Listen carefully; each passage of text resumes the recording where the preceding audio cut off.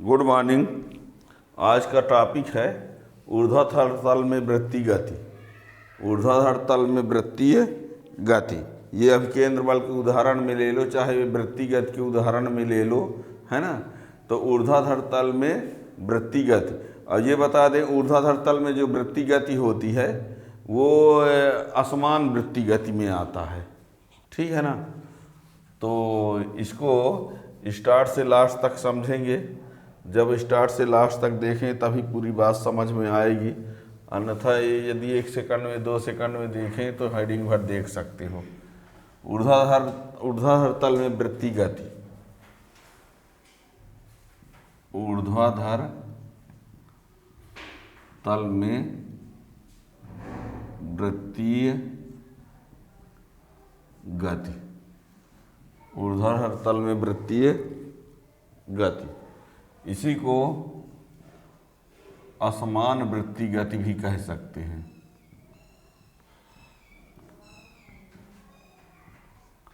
असमान वृत्तीय गति।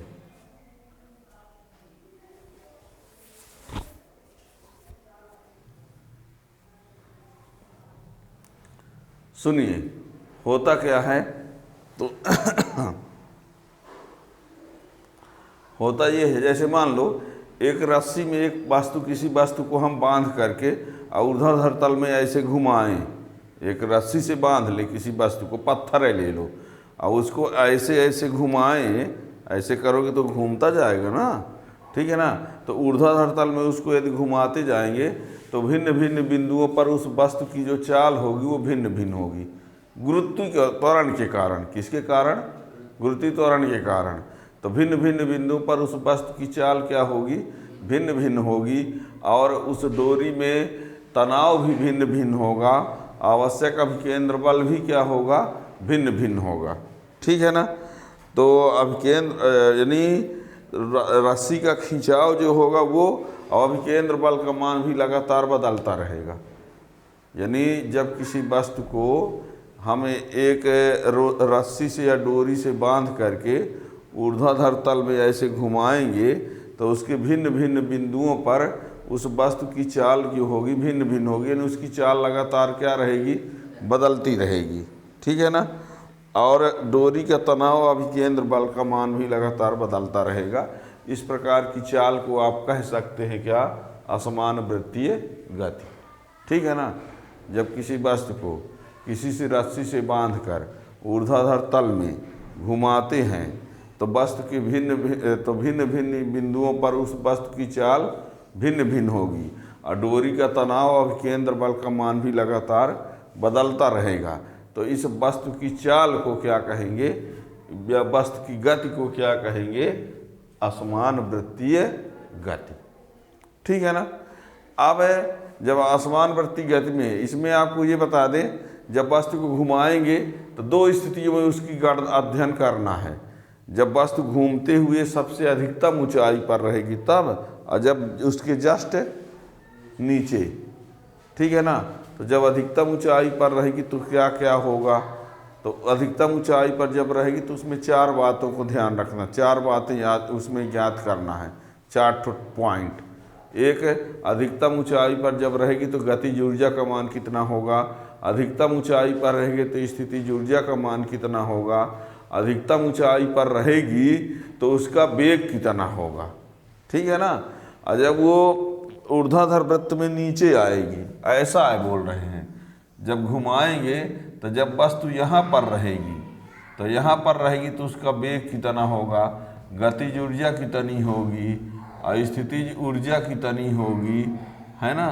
और रस्सी का तनाव हम मान लो T1, यहाँ जिस रस्सी से ये बांधा होगा तो उसका खिंचाव कितना होगा, ये, ठीक है ना। तो 4 बातों को याद करना है। और जब यही वस्तु घूमकर कभी न कभी यहाँ आएगी ना, जैसे यहाँ भी रहेगी, होने के लिए तो हर जगह रहेगी, पर जो हम गणना करेंगे कहाँ कहाँ का करेंगे? उच्चतम बिंदु पर और निम्नतम बिंदु पर, ठीक है ना। तो ये हमको करना है। तो पहले तो थोड़ा सा ये लिखा जाए, असमान वृत्तीय गति होता क्या है। लिखिए, जब किसी वस्तु को एक डोरी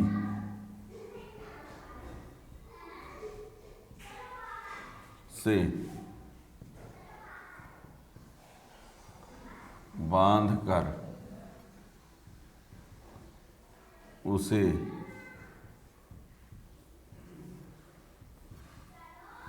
ऊर्ध्वाधर,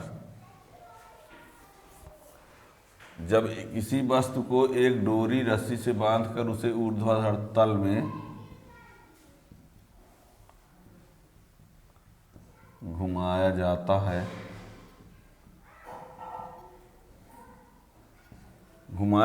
है,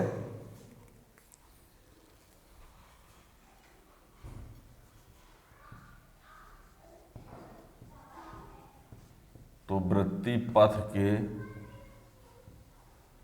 भिन्न भिन्न बिंदुओं पर उसकी चाल, भिन्न भिन्न बिंदुओं पर उसकी जो चाल होती है भिन्न भिन्न होती है।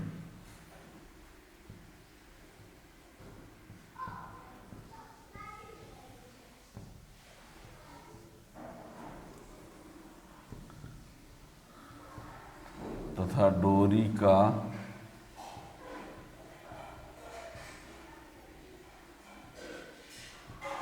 तनाव व अभिकेंद्र बल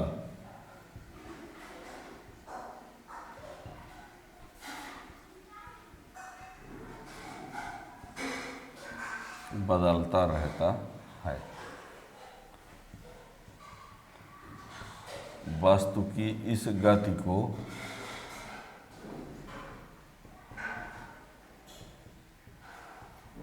असमान वृत्तीय गति कहते हैं। जब किसी वस्तु को एक डोरी से बांधकर उसे ऊर्ध्वाधर वृत्तल में घुमाया जाता है तो वृत्ति पथ के भिन्न भिन्न बिंदुओं पर उसकी चाल भिन्न भिन्न होती है तथा डोरी का तनाव और केंद्र बल बदलता रहता है। वस्तु की इस गति को असमान वृत्तीय गति कहते हैं। ठीक है ना। और इसका देखिए,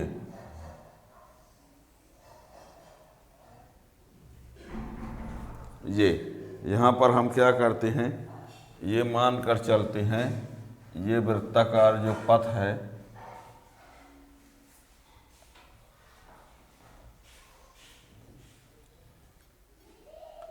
ये वस्तु मान लीजिए उच्चतम बिंदु, कौन सा बिंदु लिए हैं यहाँ पर, उच्चतम बिंदु ए है ना। ये रस्सी की लंबाई जो है आर है, रस्सी की लंबाई क्या है, आर लंबाई की एक रस्सी है, आर लंबाई की क्या है, एक रस्सी है।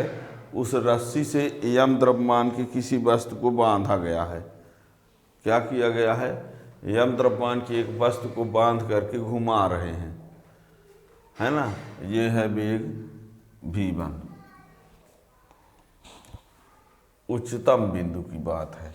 और एक चित्र और बनाए देते हैं, कहे निम्नतम बिंदु के लिए फिर एक चित्र बनाना पड़ेगा। अभी उच्चतम बिंदु की बात कर लेते हैं। चलिए, हो गया इतना।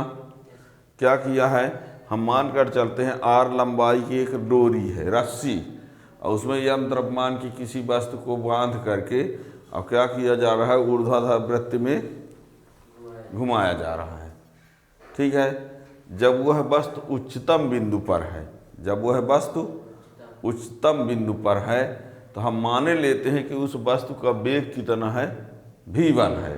उस वस्तु का वेग क्या है, v1 है। और उस वस्तु में दो बल कार्य करते हैं। एक वस्तु का भार mg ऊर्ध्वाधर नीचे की ओर, और जिस रस्सी से बांधा उस रस्सी का खिंचाव, उस रस्सी का तनाव बोलते हैं उसको।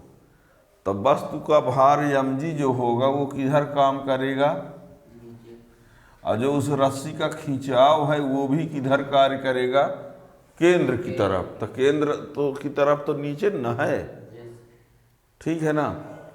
और दूसरे चित्र की बात यदि करें हम, इसमें भी देखना, एक दूसरा चित्र भी बना रहे हैं। ये जब ये बिंदु बी पर होगा, कहाँ होगा,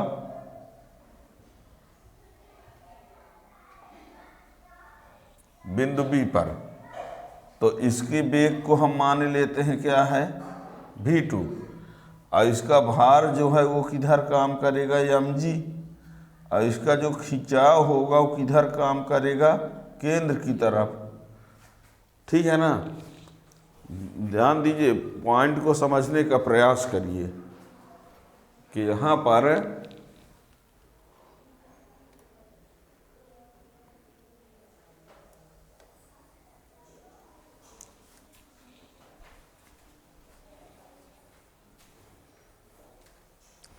ये इधर ये mg है ना, क्या है ये mg, और ये है T2। इसमें m1 और mg और T1 कहाँ है, एक दिशा में, और इसमें mg और T2 एक दूसरे के विपरीत दिशा में है ना। यहाँ पर ए पर पिंड पर वस्तु पर दो बल कार्य कर रहे हैं। नंबर 1 में आप कह देंगे रस्सी का खिंचाव T1 केंद्र की तरफ है, और उस पिंड का भार mg भी केंद्र की तरफ, तो परिणामी बल कितना कहलाएगा, T1 प्लस mg। और ये T1 और mg दोनों मिला के, T1 और mg दोनों इस वस्तु को घुमाने के लिए आवश्यक अभिकेंद्र बल प्रदान करेंगे। क्योंकि आप जानते हो कि किसी वस्तु को वृत्ताकार मार्ग में घुमाने के लिए किस बल की जरूरत पड़ती है, अभिकेंद्र बल की। तो ये जब इसको यहाँ पर जब ये पिंड रहेगा, वस्तु रहेगी, तो जिस अभिकेंद्र बल की जरूरत पड़ेगी वो अभिकेंद्र बल कौन प्रदान करेगा, T1 और mg मिलकर। और जब वही पिंड कहाँ आ जाता है, B पर, कहाँ आ जाता है, तो उसमें जो परिणामी बल होगा वो T2 माइनस mg लगेगा। कहेंगे क्यों, विपरीत दिशा में है, T2 माइनस mg, तो इसमें परिणामी बल क्या होगा, T2 माइनस, और वो T2 माइनस mg यहाँ पर अभिकेंद्र बल प्रदान करेगा। यानी इस बिंदु के समय में T1 प्लस mg T1 और mg मिलकर अभिकेंद्र बल प्रदान करेंगे, मतलब T1 प्लस mg, और इस बिंदु के लिए T2 माइनस mg अभिकेंद्र बल प्रदान करेगा। ठीक है ना। तो एक बार हम उच्चतम बिंदु पर गणना करेंगे और एक बार निम्नतम बिंदु पर। आइए आपको बता दें, जैसे जैसे रस्सी का खिंचाव तनाव कम करते जाएंगे तो वेग का मान भी क्या होगा, घटता जाएगा। जैसे मान लीजिए रस्सी बहुत टाइट जैसे है, यानी वेग ज़्यादा रहेगा तो रस्सी खिंचाव ज़्यादा खुदे रहेगा, और जैसे जैसे रस्सी का खिंचाव कम होता जाएगा तो वेग भी कम होता जाएगा। ये कह दो कि वेग कम होता जाएगा तो रस्सी का खिंचाव कम होता जाएगा। ठीक है ना।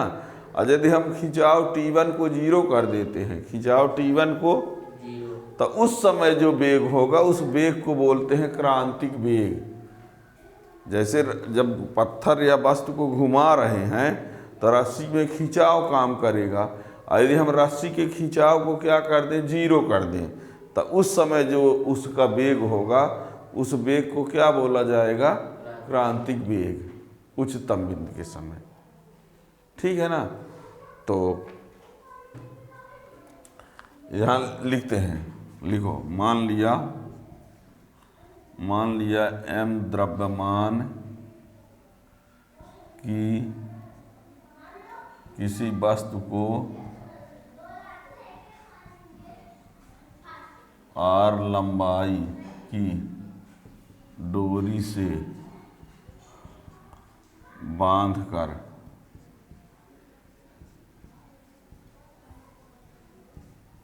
वृत्तीय पथ में घुमाया जाता है।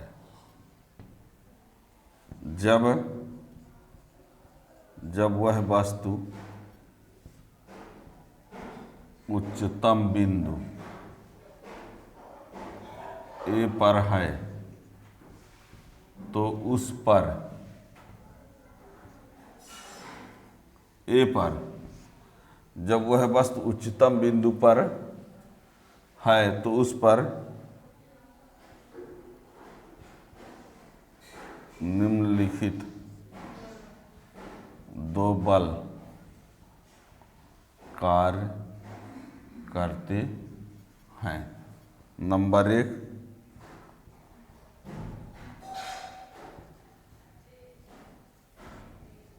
वस्तु का भार केंद्र की ओर, ये केंद्र की ओर,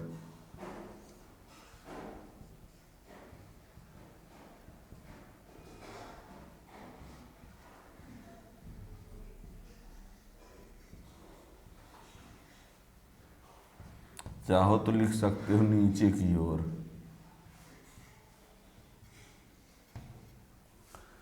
वस्तु का भार mg केंद्र की ओर, मतलब ये इस केंद्र की ओर, और डोरी का तनाव T1 केंद्र की ओर। ठीक है ना।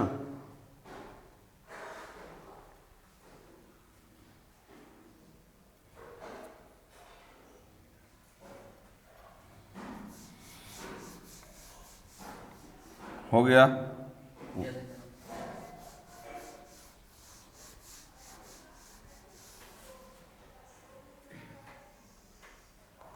कितने वेग से लिखे थे? हाँ ठीक है, ठीक है ना। तब वस्तु पर लगने वाला परिणामी बल T1 प्लस mg उसे वृत्तीय मार्ग में घुमाने के लिए आवश्यक अभिकेंद्र बल,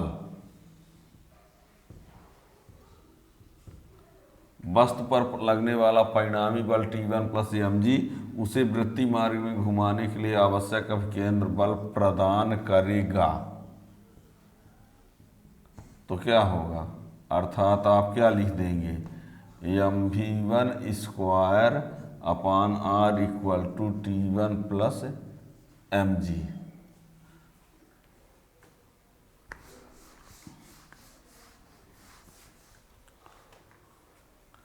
अब होता क्या है, जैसे जैसे वेग का मान घटता है T1 का मान भी घटता जाता है। यदि T1 बराबर 0 तो V1 बराबर Vc।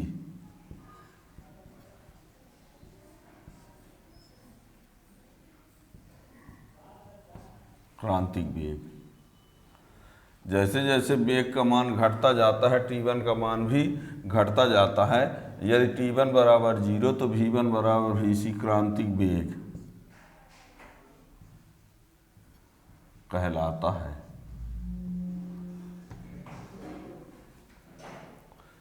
तब समीकरण 1 से mvc square upon r equal to 0 plus mg, तो ये m से m कैंसिल, vc स्क्वायर बराबर gr, तो vc बराबर gr। ये ठो सूत्र मिल गया क्रांतिक वेग का। ये क्रांतिक वेग का सूत्र है, क्रांतिक वेग का सूत्र है।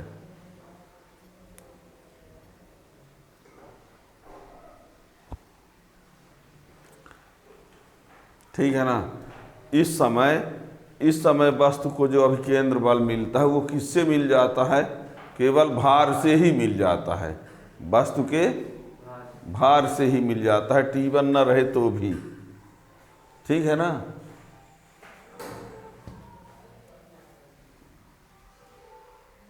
ये क्रांतिक वेग है। अब इस स्थिति में यदि हम पिंड ए पर गतिज ऊर्जा निकालें तो क्या होगा, स्थितिज ऊर्जा निकालें तो क्या होगा। तो गतिज ऊर्जा बराबर क्या होता है, 1/2 mv स्क्वायर, 1/2 अभी मतलब वेग, तब वेग की जगह क्या लिख देंगे, हाँ वी सी का मान लिख देंगे, है ना।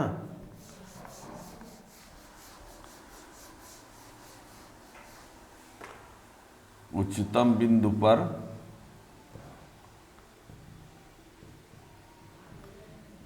वस्तु की गतिज ऊर्जा, वस्तु की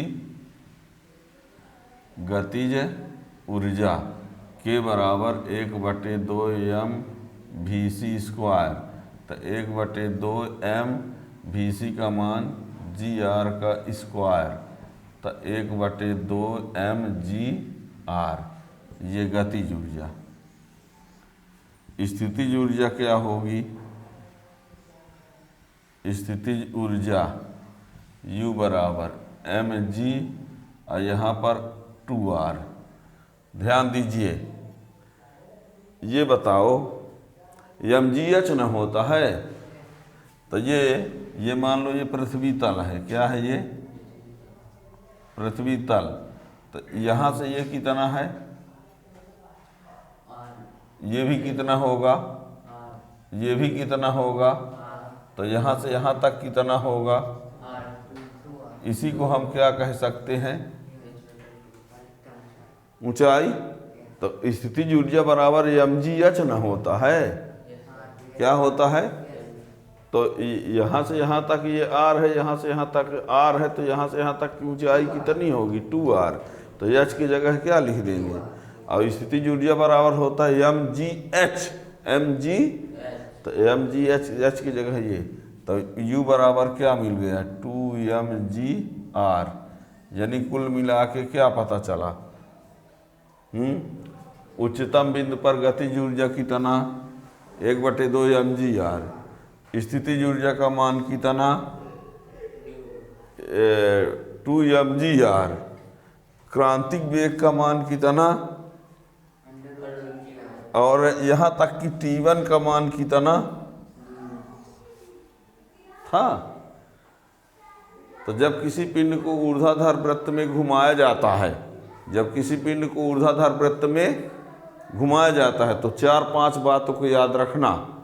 जब पिंड को ऊर्ध्वाधर वृत्त में घुमाया जाता है और यदि वहाँ का रस्सी का खिंचाव क्या है, तो अभिकेंद्र बल कौन प्रदान कर देता है, भार।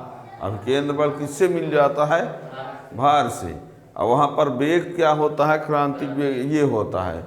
गतिज ऊर्जा कितना होता है, तो 1/2 mgr होता है। स्थितिज ऊर्जा कितना होता है, तो 2 mgr होता है, ठीक है ना। अब हम यही पूरा गणना करेंगे कहाँ पर, निम्नतम बिंदु पर, ठीक है ना। तो देखिए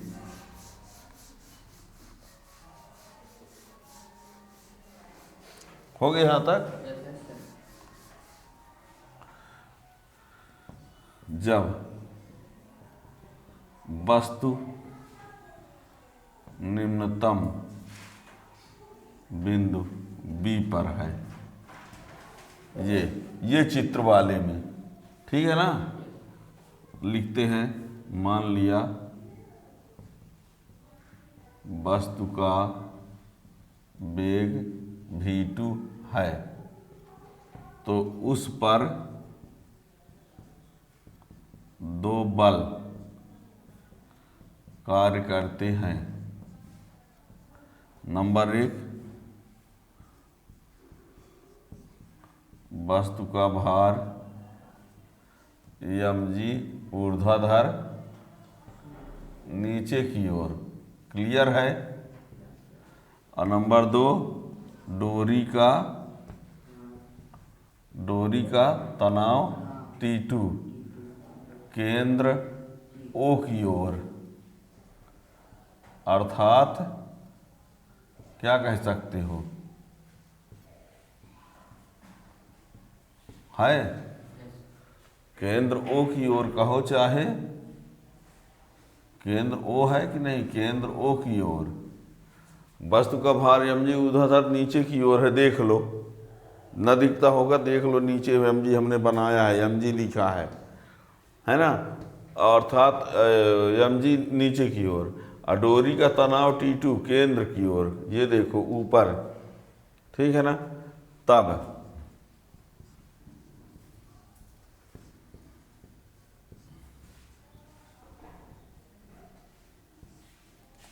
परिणामी बल T2 माइनस mg होगा। क्यों होगा? क्योंकि दोनों विपरीत दिशा में हैं। परिणामी बल T2 माइनस mg होगा, जो कि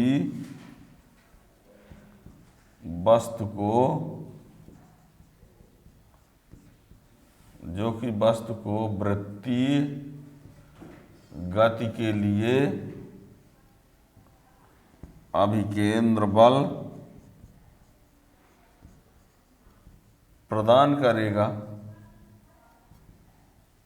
ठीक है ना। अर्थात mv2 square upon r equal to अब की बार T2 माइनस mg है, जबकि उस बार T1 प्लस mg था।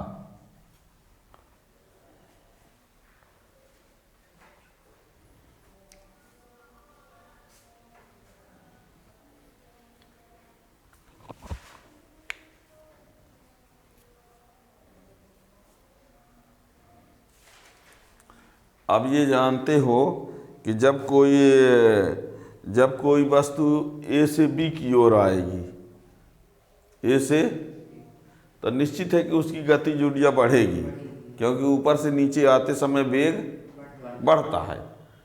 और स्थितिज ऊर्जा क्या होगी? घटेगी। क्यों घटेगी? जैसे जैसे नीचे आएगी तो ऊंचाई घटती जाएगी, ठीक है ना। तो जैसे जैसे पिंड जो है ए से बी की ओर ऊपर से नीचे की ओर आता जाएगा तो गतिज ऊर्जा बढ़ती जाएगी, स्थितिज ऊर्जा घटती जाएगी।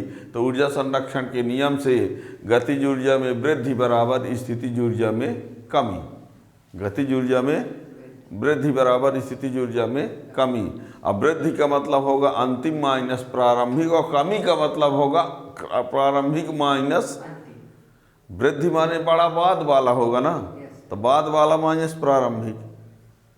जब गतिज ऊर्जा बढ़ेगी तो परिवर्तन लाओगे तो अधिक माइनस से हम तो बाद वाली माइनस प्रारंभिक, और यदि घटेगी तो पहले वाली माइनस बाद वाली, ठीक है ना।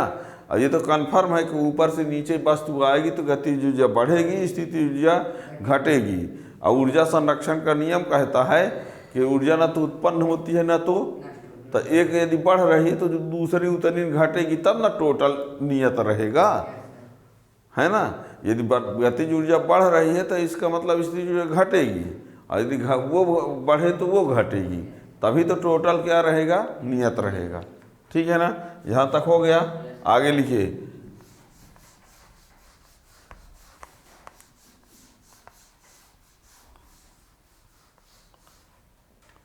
जब वस्तु ए से बी की ओर आती है तो गतिज ऊर्जा में वृद्धि होती है तथा स्थितिज ऊर्जा में कमी होती है।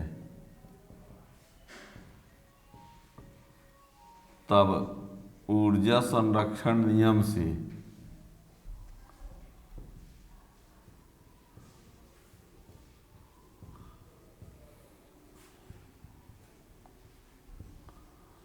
गतिज ऊर्जा में वृद्धि बराबर स्थितिज ऊर्जा में कमी। अब वृद्धि को लिखना पड़ेगा अंतिम गतिज ऊर्जा माइनस प्रारंभिक गतिज ऊर्जा, और इसमें लिखना पड़ेगा प्रारंभिक स्थितिज ऊर्जा माइनस अंतिम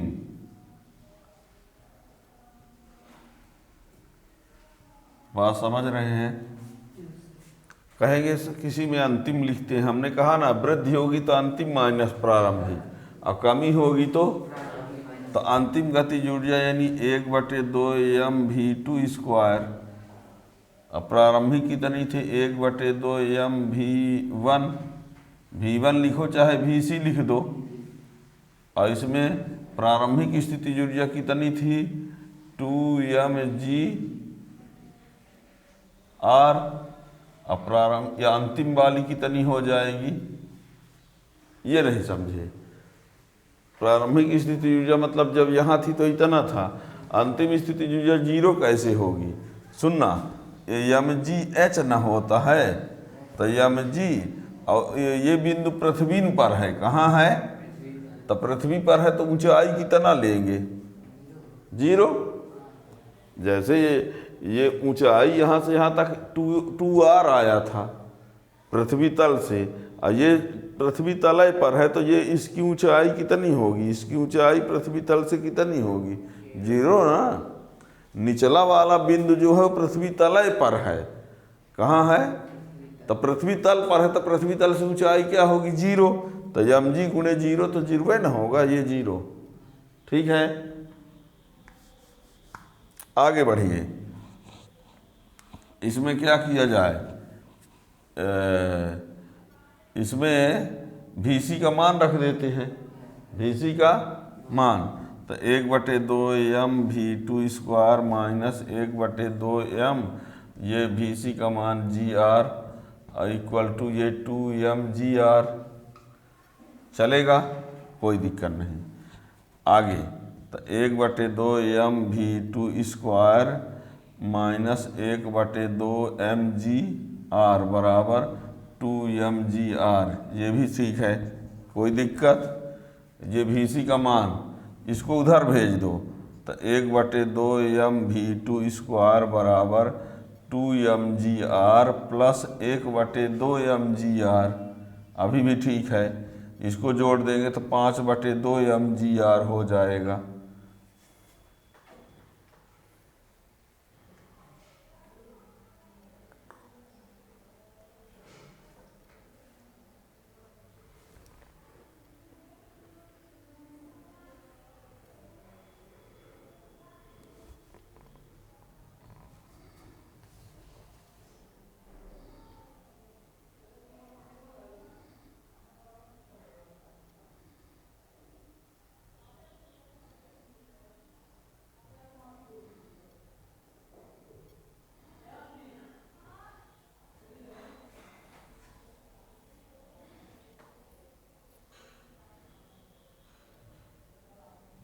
हो गया,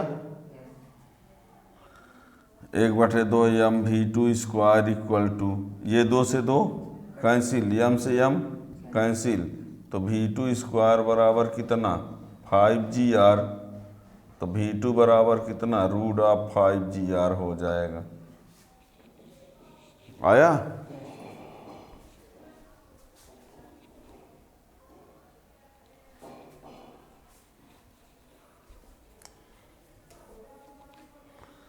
तो v2 बराबर इतना आ गया। अब इस v2 के मान को ले जाके समीकरण 1 में रख दो। v2 को मान ले जाके कहाँ रख दे, समीकरण 1 में, 2 में था ना, क्या था 2, समीकरण 2 में रख दो। v2 का मान समीकरण 2 में रखने पर, v2 का मान समीकरण 2 में रखने पर तो क्या था m, हाँ तो 5gr का स्क्वायर बटे r बराबर 2 माइनस mg। अब देखना तो ये रूट हट जाएगा, तो 5mgr बटे r बराबर T2 माइनस mg, ये r से r कैंसिल हो गया, तो क्या हुआ 5mg बराबर T2 माइनस mg। तो ये T2 का इसको इधर ला दो तो T2 बराबर 6mg। ये माइनस mg इससे आके जुड़ी न जाएगा। इससे क्या पता चला, इससे एक बात क्लियर हो गई। वो क्या, एक बात ये क्लियर हुई कि यदि ऊपर रस्सी का डोरी का तनाव क्या है, 0 है, तो नीचे वाला जो तनाव होगा वो भार का कितने गुना होगा, 6 गुना। इससे स्पष्ट होता है कि ऊर्ध्वाधर तल में जब वृत्ति गति में यदि पिंड ऊपर के समय पिंड जब ऊपर पहुंचता है तो डोरी का तनाव यदि क्या है, 0 है, तो नीचे डोरी का जो तनाव होगा, निम्नतम बिंदु पर डोरी का जो तनाव होगा वो पिंड के भार का 6 गुना होता है। ये इस बात को ध्यान रखना, ठीक है ना। अंत में लिख दीजिए, अतः स्पष्ट है कि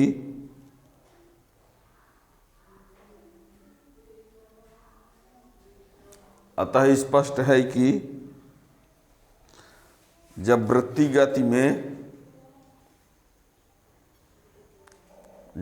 गति में उच्चतम बिंदु पर डोरी का तनाव 0 होता है, उच्चतम बिंदु पर डोरी का तनाव 0 होता है, तो निम्नतम बिंदु पर डोरी का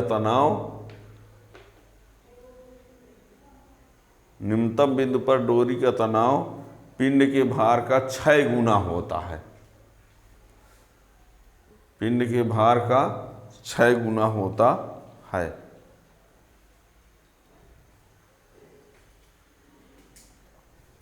ठीक है ना। यदि आप लोगों को ये बता दें कि जब इस प्रकार घुमाते हो तो घुमाने के लिए अभिकेंद्र बल की ज़रूरत पड़ती है ना। तो अभिकेंद्र बल रस्सी का खिंचाव और mg दोनों मिलकर प्रदान कर रहे हैं। यदि तनाव का मान 0 हो जाए तो mg ही क्या कर देता है, अभिकेंद्र बल प्रदान करता है।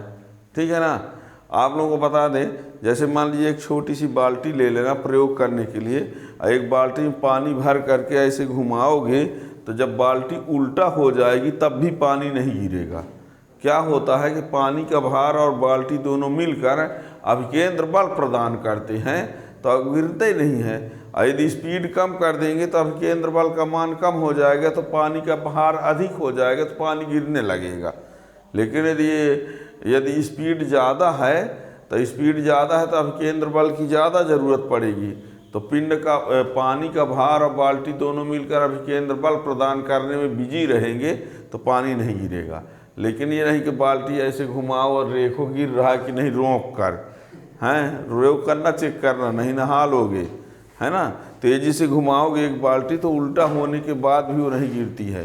तो ये अभिकेंद्र बल प्रदान करने में उसका यूज हो जाता है पानी का, इसलिए नहीं गिर पाता है। ठीक है ना। तो ये आज का ये टॉपिक, और नए वीडियो के लिए चैनल को सब्सक्राइब कर लेंगे तो नए वीडियो का नोटिफिकेशन मिलता रहेगा आपको। एग्जाम के हिसाब से जो भी क्वेश्चन अच्छे हैं वो सब वीडियो आपके सामने पहुंचते रहेंगे। Thank you.